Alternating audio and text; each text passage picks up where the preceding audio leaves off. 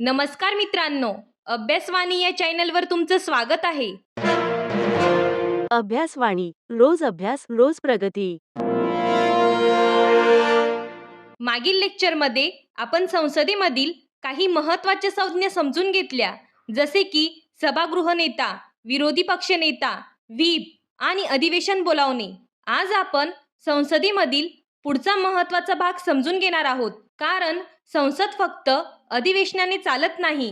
त्या अधिवेशनामध्ये बैठका कशा चालतात, त्या कधी स्थगित होतात, सत्र कधी संपते आणि लोकसभा कधी विसर्जित होते, हे समजून घेणे परीक्षा दृष्टीने खूप महत्त्वाची आहे. म्हणून आज आपण सविस्तर पाहणार आहोत. तहकूब, ॲडजॉर्नमेंट, अनिश्चित काळासाठी तहकूब, ॲडजॉर्नमेंट साइन डाय, सत्र समाप्ती म्हणजे प्रोरोगेशन, लोकसभेचे विसर्जन, डिझॉल्युशन आणि लेमडक अधिवेशन. हे सर्व कन्सेप्ट आपण सोप्या उदाहरणांसह आणि एक्झाम पॉइंट व्ह्यूने समजून घेणार आहोत. सर्वप्रथम आपण समजून घेऊया तहकूब म्हणजे काय. संसदेचे अधिवेशन चालू असताना सभागृहात रोज कामकाज चालते, पण हे कामकाज सतत अखंड चालत नाही. दिवसातील किंवा काही वेळानंतर त्या बैठकीची समाप्ती केली जाते. म्हणजेच जेव्हा सभागृहातील एखाद्या बैठकीचे कामकाज काही काळासाठी थांबवले जाते, तेव्हा त्या प्रक्रियेला तहकूब म्हणजेच ॲडजॉर्नमेंट असे म्हणतात. आता इथे एक महत्त्वाची गोष्ट लक्षात घ्यायची आहे. तहकूब म्हणजे पूर्ण अधिवेशन संपवणे नाही, तर फक्त त्या दिवशीची किंवा त्या वेळेची बैठक थांबवणे होय.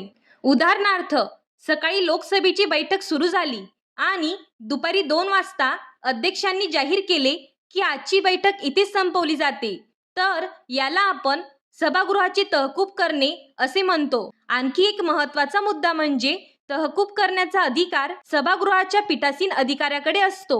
लोकसभेच्या बाबतीत हा अधिकार लोकसभा अध्यक्षांकडे असतो, तर राज्यसभेच्या बाबतीत हा अधिकार सभापतींकडे असतो. आणि हे तहकूब काही तासांसाठी, एका दिवसासाठी किंवा काही दिवसांसाठी देखील असू शकते. म्हणजे थोडक्यात सांगायचे झाले तर सभागृहातील एखाद्या बैठकीचे कामकाज काही काळासाठी थांबवणे याला तहकूब असे म्हणतात. आता आपण तहकूब समजून घेतले, पण याच्याशी संबंधित एक अजून महत्त्वाची संज्ञा आहे, अनिश्चित काळासाठी तहकूब.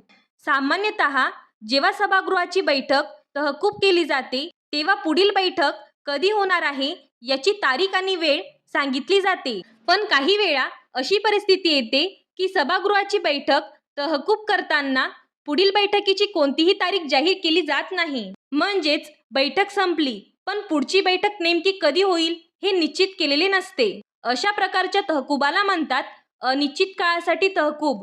इंग्रजीमध्ये ज्याला ॲडजॉर्नमेंट साइन डाय असे म्हटले जाते. इथेही एक महत्त्वाची गोष्ट लक्षात ठेवायची आहे. हा निर्णय देखील सभागृहाच्या पीठासीन अधिकाऱ्यांकडूनच घेतला जातो. म्हणजेच लोकसभेच्या बाबतीत हा अधिकार लोकसभा अध्यक्षांकडे असतो आणि राज्यसभेच्या बाबतीत हा अधिकार सभापतींकडे असतो. म्हणून थोडक्यात सांगायचे झाले तर जेव्हा सभागृहाची बैठक तहकूब केली जाते आणि पुढील बैठकीची कोणतीही तारीख निश्चित केलेली नसते, तेव्हा त्याला अनिश्चित काळासाठी तहकूब म्हणजेच ॲडजॉर्नमेंट साइन डाय असे म्हणतात.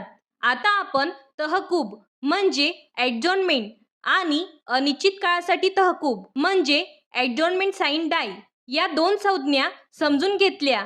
पण संसदेमधील कामकाज समजून घेताना अजून एक महत्त्वाची संज्ञा आपल्याला समजून घ्यावी लागते, ती म्हणजे सत्र समाप्ती. सामान्यतः तहकूब म्हणजे सभागृहातील एखाद्या बैठकीचे कामकाज काही काळासाठी थांबवणे होय. पण जेव्हा पूर्ण अधिवेशनच संपवले जाते, तेव्हा त्या प्रक्रियेला सत्र समाप्ती म्हणजेच प्रोरोगेशन असे म्हणतात. म्हणजेच अधिवेशनाच्या कालावधीत अनेक बैठका घेतल्या जातात. त्या बैठका तहकूब केल्या जाऊ शकतात, परंतु जेव्हा त्या अधिवेशनातील सर्व कामकाज पूर्ण होते, तेव्हा संपूर्ण सत्र समाप्त केले जाते. हीच प्रक्रिया म्हणजे सत्र समाप्ती. इथे एक अतिशय महत्त्वाचा मुद्दा लक्षात ठेवायचा आहे. सत्र समाप्ती जाहीर करण्याचा अधिकार राष्ट्रपतींकडे असतो. म्हणजेच बैठक तहकूब करण्याचा अधिकार सभागृहाच्या पीठासीन अधिकाऱ्यांकडे असतो, तर संपूर्ण अधिवेशन समाप्त करण्याचा अधिकार राष्ट्रपतींकडे असतो. म्हणून थोडक्यात सांगायचे झाले तर जेव्हा संसदेमधील एखादे पूर्ण अधिवेशन समाप्त केले जाते, तेव्हा त्याला सत्र समाप्ती म्हणजेच प्रोरोगेशन असे म्हणतात. आता आपण तहकूब, अनिश्चित काळासाठी तहकूब आणि सत्र समाप्ती या संकल्पना समजून घेतल्या. पण संसदेमधील कामकाज समजून घेताना आणखी एक अत्यंत महत्त्वाची संज्ञा आहे, ती म्हणजे लोकसभेचे विसर्जन. संसदेची रचना पाहिली तर आपल्याला माहीत आहे की संसदेमध्ये 2 सभागृहे आहेत, लोकसभा आणि राज्यसभा. यामध्ये एक महत्त्वाचा फरक असा आहे की राज्यसभा हे स्थायी सभागृह आहे, म्हणजे ती कधीही पूर्णपणे विसर्जित होत नाही. पण लोकसभा हे तात्पुरते सभागृह आहे, त्यामुळे तिचे विसर्जन होऊ शकते. आता प्रश्न असा येतो की लोकसभा विसर्जित कधी होते? सामान्यतः लोकसभेचा कार्यकाळ 5 वर्षाचा असतो. हा कार्यकाळ पूर्ण झाल्यानंतर लोकसभा आपोआप विसर्जित होते. परंतु काही वेळा अशी परिस्थितीही निर्माण होऊ शकते की 5 वर्षाचा कार्यकाळ पूर्ण होण्याआधीच लोकसभा विसर्जित केली जाते. अशा वेळी राष्ट्रपती हे पंतप्रधानांच्या सल्ल्यानुसार लोकसभेचे विसर्जन जाहीर करू शकतात. लोकसभा विसर्जित झाल्यानंतर त्या लोकसभेतील सर्व सदस्यांचे कार्यकाळ संपतात आणि त्यानंतर नवीन लोकसभा निवडण्यासाठी निवडणुका घेतल्या जातात. म्हणून थोडक्यात सांगायचे झाले तर लोकसभेचा कार्यकाळ संपल्यानंतर किंवा राष्ट्रपतींच्या आदेशाने लोकसभेचे जे विसर्जन केले जाते त्याला लोकसभेचे विसर्जन म्हणजेच डिझोल्युशन ऑफ लोकसभा असे म्हणतात. आता आपण लोकसभेचे विसर्जन म्हणजे काय हे समजून घेतले, पण इथे एक महत्त्वाचा प्रश्न निर्माण होतो. जेव्हा लोकसभा विसर्जित होते तेव्हा त्यावेळी संसदेमध्ये प्रलंबित असलेल्या विधेयकांचे काय होते? हा प्रश्न परीक्षेमध्ये वारंवार विचारला जातो. त्यामुळे हा भाग नीट समजून घेणे महत्त्वाचे आहे. सामान्यतः लोकसभा विसर्जित झाल्यानंतर काही विधेयके वेपगत होतात. उदाहरणार्थ, जर एखादे विधेयक लोकसभेत प्रलंबित असेल, म्हणजे ते अजून पारित झालेले नसेल, तर लोकसभा विसर्जित झाल्यानंतर ते विधेयक वेपगत होते. तसेच जर एखादे विधेयक लोकसभेने पारित केलेले असेल पण ते राज्यसभेत अजून प्रलंबित असेल, तरीही लोकसभा विसर्जित झाल्यानंतर ते विधेयक वेपगत होते. पण इथे एक महत्त्वाचा अपवाद आहे. जर एखादे विधेयक फक्त राज्यसभेत प्रलंबित असेल आणि लोकसभेत अजून सादरच झाले नसेल, तर लोकसभा विसर्जित झाल्यानंतर ते विधेयक वेपगत होत नाही. म्हणून थोडक्यात सांगायचे झाले तर लोकसभा विसर्जित झाल्यानंतर लोकसभेशी संबंधित प्रलंबित विधेयके बहुतेक वेळा वेपगत होतात, पण राज्यसभेत प्रलंबित असलेली विधेयके वेपगत होत नाहीत. म्हणून हा मुद्दा परीक्षा दृष्टीने खूप महत्त्वाचा मानला जातो.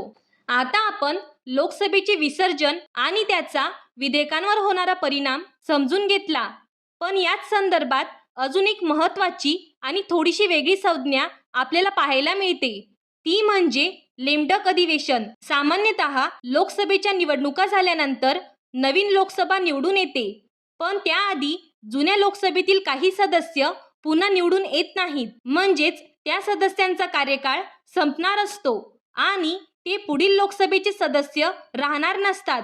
अशा सदस्यांना लेमडक असे म्हटले जाते. आणि जेव्हा जुन्या लोकसभेचे शेवटचे अधिवेशन घेतले जाते त्या अधिवेशनाला लेमडक अधिवेशन असे म्हणतात. म्हणजेच सोप्या भाषेत सांगायचे झाले तर ज्या अधिवेशनात असे सदस्य सहभागी होतात जे पुढील लोकसभेत पुन्हा निवडून आलेले नसतात, त्या अधिवेशनाला लेमडक अधिवेशन असे म्हणतात. हा शब्द थोडा वेगळा असल्यामुळे स्पर्धा परीक्षांमध्ये अनेकदा थेट विचारला जातो, त्यामुळे तो लक्षात ठेवणे महत्त्वाचे आहे. तर बघा मित्रांनो, आजच्या लेक्चरमध्ये आपण संसदेमधील अधिवेशनाशी संबंधित काही अतिशय महत्त्वाच्या संकल्पना समजून घेतल्या. सर्वप्रथम आपण पाहिले तहकूब म्हणजे काय, त्यानंतर अनिश्चित काळासाठी तहकूब ही संकल्पना समजून घेतली. यानंतर आपण सत्र समाप्ती म्हणजे काय हे पाहिले आणि त्यानंतर लोकसभेचे विसर्जन कधी आणि कसे होते हे समजून घेतले. तसेच लोकसभा विसर्जित झाल्यानंतर विधेयकांवर काय परिणाम होतो हे देखील समजून घेतले. आणि शेवटी आपण लेमडक अधिवेशन ही महत्त्वाची संज्ञा पाहिली. म्हणजेच आज आपण संसदेमधील अधिवेशनाच्या संदर्भात महत्त्वाच्या मूलभूत संकल्पना समजून घेतल्या. पण संसदेमधील कामकाज इथेच थांबत नाही, कारण पुढे अजून काही महत्त्वाचे मुद्दे आहेत, जसे की सभागृहामध्ये मतदान कसे घेतले जाते, मतांची संख्या समान झाली तर कास्टिंग वोट म्हणजे काय? सभागृहाची बैठक घेण्यासाठी आवश्यक असणारी गणपूर्ती म्हणजे काय? तसेच मंत्री आणि भारताचे महाधिवक्ता यांना संसदेमध्ये कोणते अधिकार आहेत? आणि शेवटी संसदेतील कामकाज कोणत्या भाषांमध्ये चालते? हे सर्व मुद्दे स्पर्धा परीक्षांच्या दृष्टीने अत्यंत महत्त्वाचे आहेत. म्हणून पुढील लेक्चरमध्ये आपण या संकल्पना सोपे शब्दात सविस्तर समजून घेणार आहोत. हा व्हिडिओ उपयुक्त वाटला असेल तर चॅनलला लाईक, शेअर आणि सबस्क्राईब करा. अभ्यासवाणी म्हणजे concept based learning. Thank you. Abhyasvani रोज अभ्यास रोज प्रगती.